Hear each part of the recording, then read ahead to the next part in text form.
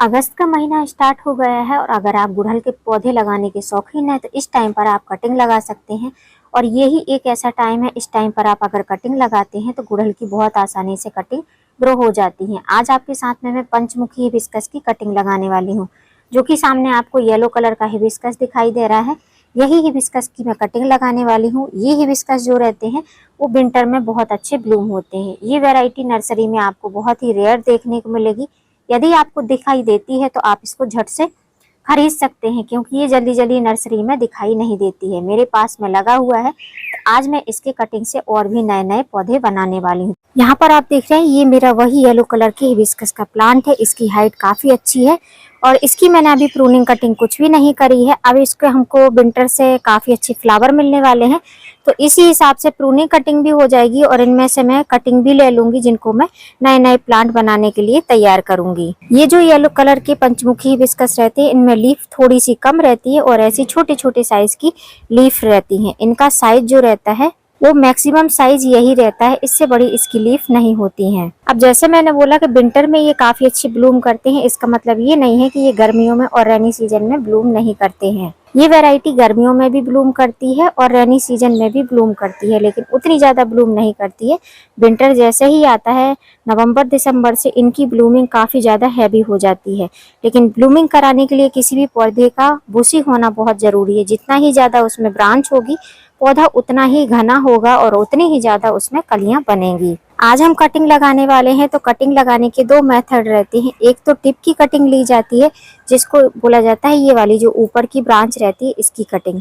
तो ऐसी पतली पतली ऊपर की टिप की कटिंग ली जाती है। और दूसरा जो रहता है वो होता है इस तरीके की बूढ़ी स्टेम की कटिंग, जो कि पेंसिल साइज की कटिंग बोली जाती है। आज मैं आपके साथ में दोनों ही तरह की कटिंग ग्रो करके दिखाने वाली हूँ, क्योंकि विंटर के टाइम में जब ये कटिंग मेरी रेडी हो जाएंगी, जब इनमें फ्लावरिंग होने लगेगी, तब मैं आपके साथ में इनका अपडेट भी शेयर करूंगी। किसी भी पौधे की प्रूनिंग कटिंग करने के लिए हमको जो चाहिए रहता है वो है ये इस तरीके का प्रूनर या कटर। प्रूनर पुराना है तो आप उसको सैनिटाइज कर सकते हैं, सैनिटाइजर नहीं है तो एलोवेरा जेल थोड़ा सा इसमें रब कर सकते हैं। अब इसके बाद में हमको अगर टिप की कटिंग लेनी है तो ऊपर की 3-4 नोड एरिया छोड़कर, जैसे कि आप देख रहे हैं ये जो पत्तियां रहती हैं ये एक नोड एरिया रहता है। जितनी पत्तियां रहती हैं वो सारे नोड एरिया रहते हैं, तो उन्हीं को काउंट करके आप जो है इसकी कटिंग छोटी बड़ी ले सकते हैं। जैसे कि ये वाली ब्रांच है तो मैं इसको इतना कट कर दूंगी, इतनी बड़ी ब्रांच हम, और नोड एरिया के नीचे से ही हमको हमेशा कटिंग को लगाना है। छोटी बड़ी ब्रांच आप किसी भी साइज की ब्रांच को ले सकते हैं। तो पहले मैं टिप की कटिंग ले लेती हूँ, फिर मैं आपको कटिंग दिखाती हूँ। उसके बाद मैं पेंसिल साइज की कटिंग किस तरीके से काटना है वो भी आपको मैं बताऊंगी। अब आप देख सकते हैं इतनी सारी मैंने ये ऊपर की ब्रांच ले ली है, जिसको टिप की कटिंग बोला जाता है। अब इसके बाद में हम पेंसिल साइज की जो बूढ़ी स्टेम की कटिंग रहती है उनको निकालेंगे। बूढ़ी स्टेम की कटिंग लेने के लिए कुछ इस तरीके की ब्रांच होनी चाहिए।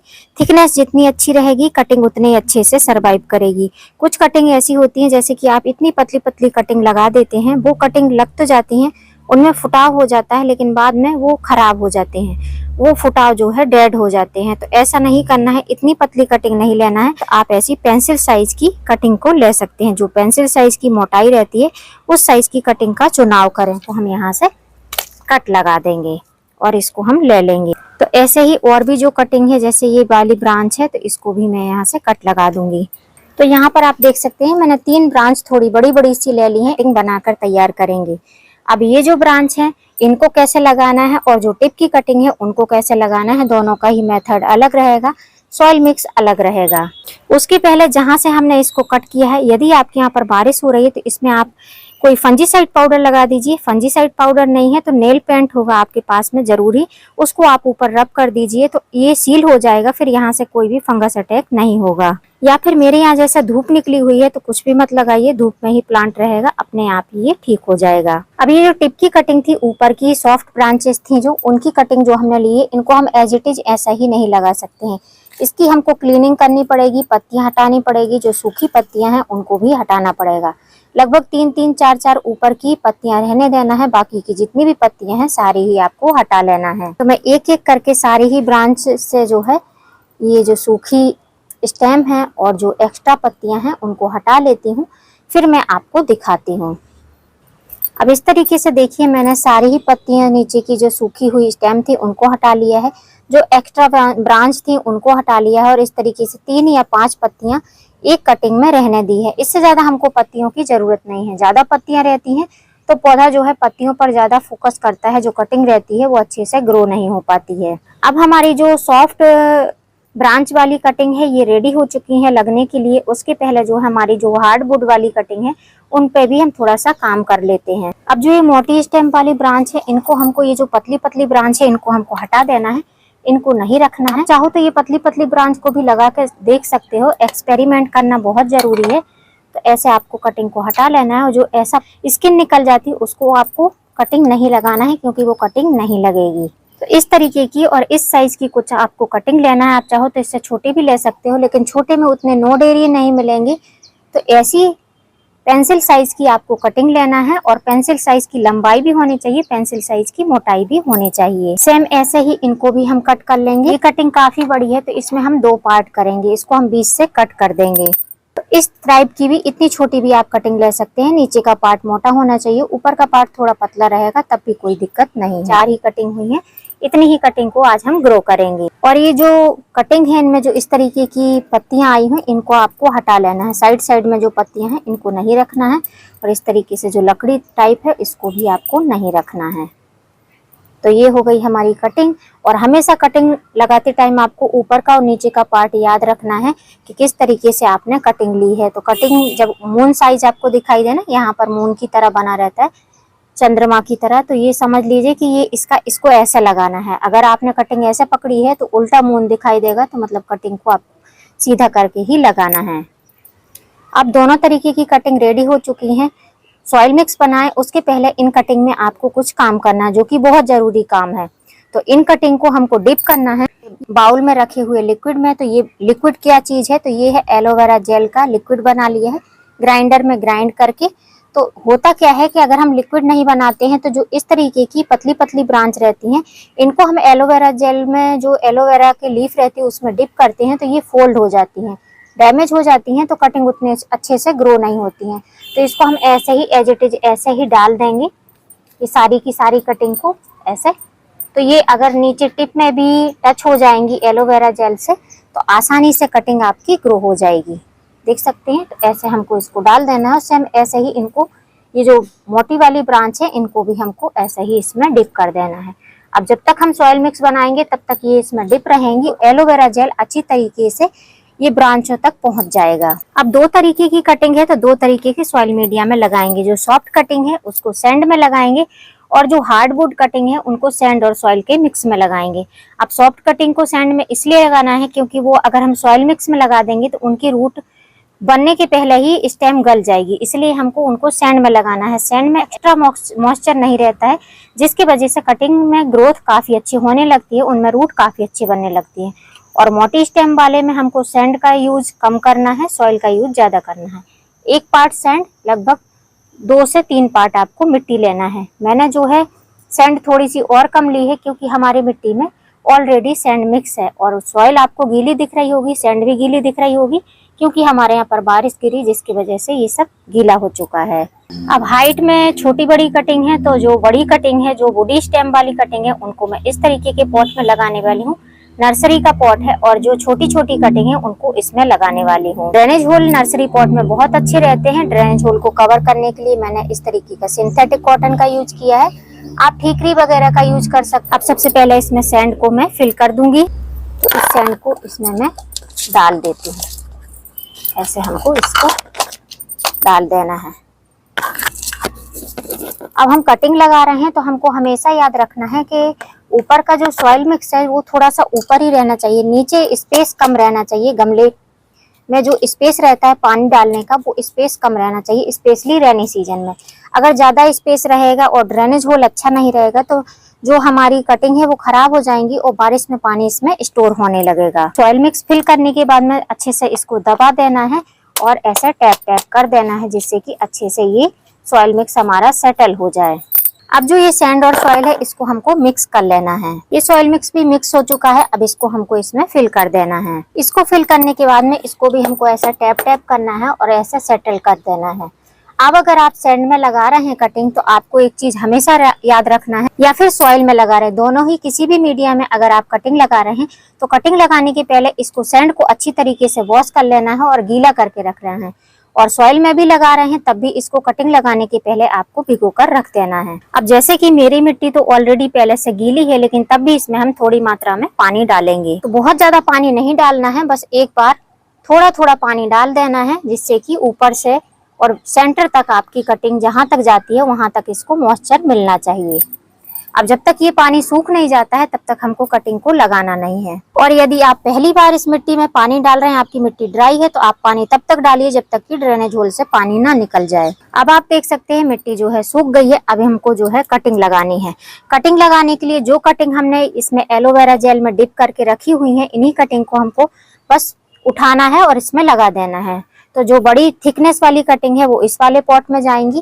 तो मैंने सारी ही कटिंग इसमें ही डाल दी थी और आप देख सकते हैं एलोवेरा जेल में जिस तरीके से कटिंग डाली है, हमको इसी तरीके से एक बार अच्छे से इसको घुमा लेना है। ऐसे हमको घुमा कर और पूरी कोटिंग कर लेना है। जितनी भी कटिंग है सारी कटिंग में ऐसे इसको अच्छी तरीके से कोट कर लेना है। तो एलोवेरा जेल हमारा अच्छे से इसमें कोट हो जाएगा। और इसको कटिंग को हमको उल्टा कर देना है, जिससे कि जितना भी एलोवेरा जेल है वह नीचे के साइड से ऊपर के साइड आने लगे। अब जो थिकनेस वाली कटिंग है इनको हमको ऐसे लेना है और बस एज इट इज ऐसे ही हमको दबा देना है। कम से कम 2 से 3 नोड एरिया हमको इसमें फिल करने हैं और थोड़ी थोड़ी दूरी पे हमको इनको लगा देना है। बस फिंगर से ऐसे दबाते जाना है थोड़ी थोड़ी मिट्टी को, और बहुत ज्यादा गहराई में हमको कटिंग को नहीं डालना है। 2 से 3 नोड एरिया ही इनफ है, इससे ज्यादा हमको कटिंग को अंदर नहीं डालना है। ऐसे जितनी भी कटिंग है आपकी तो उनको आप ऐसे लगा सकते हैं। मैंने जो 2-3 पतली कटिंग थी उनको भी ले लिया है एक्सपेरिमेंट के लिए, कि देखते हैं कटिंग किस तरीके से ग्रो होती हैं, आगे चलती हैं कि नहीं चलती हैं।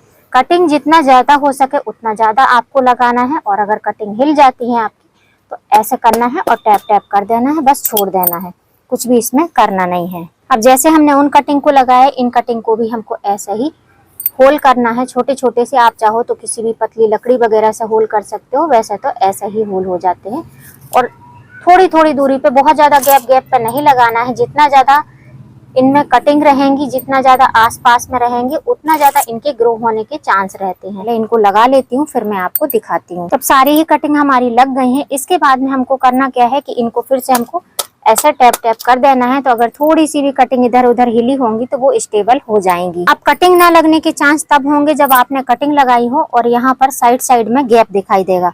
कटिंग के आजू बाजू में मिट्टी अगर आपको थोड़ी सी भी खुली दिखाई देगी तो समझो कटिंग आपकी नहीं लगेगी, क्योंकि उसमें एयर जाती रहेगी। अब ये कटिंग लगाने के बाद में जो हमने ये एलोवेरा जेल बनाया है, इसको हम चाहे तो थोड़ा सा पानी मिक्स करके डाल सकते हैं, और चाहे तो एज इट इज ऐसे ही डाल सकते हैं। तो मैं थोड़ा सा इसमें पानी मिक्स करूंगी, थोड़ी सी मात्रा में पानी डालूंगी और इसको ऐसे मिक्स करके और साइड से ऐसे, एक साइड से ऐसे डाल दूंगी।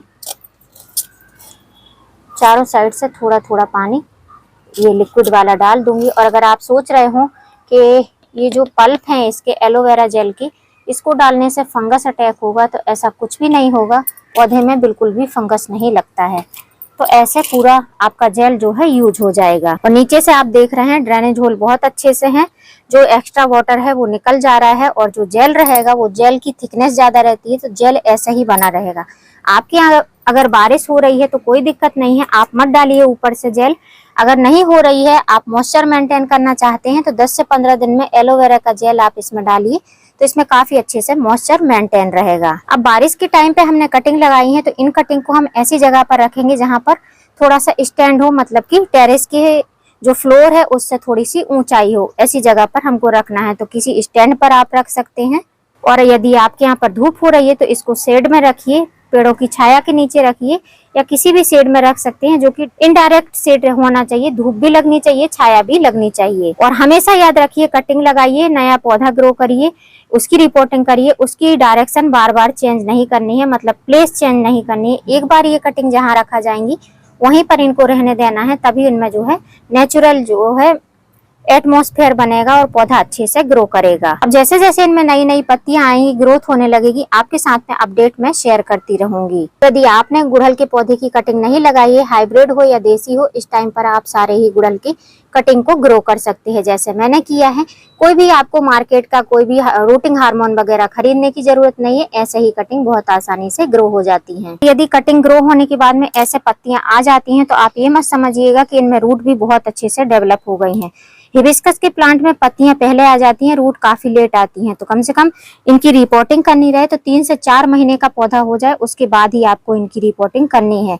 वरना अगर आप इनको ऐसे डैमेज करके और रिपोर्ट करने लगेंगे तो रूट बहुत कम मिलेंगी, पत्तियां आपको दिखाई देंगी, आपको लगेगा पौधा हमारा तैयार होने वाला है, इसकी रिपोर्टिंग कर देते हैं। तो ऐसी गलती आपको नहीं करनी है। कुछ दिन पहले मैंने प्लांट की रिपोर्टिंग करी थी, उसका ये अपडेट रहा। तो उम्मीद करती हूँ वीडियो अच्छा लगा होगा फ्रेंड्स। वीडियो यदि अच्छा लगा हो तो वीडियो को लाइक करना, चैनल पर न्यू हो तो चैनल को सब्सक्राइब करना, बेल आइकन के साथ। फिर मिलूंगी किसी नई वीडियो में नए टॉपिक के साथ। तब तक के लिए हैप्पी गार्डनिंग।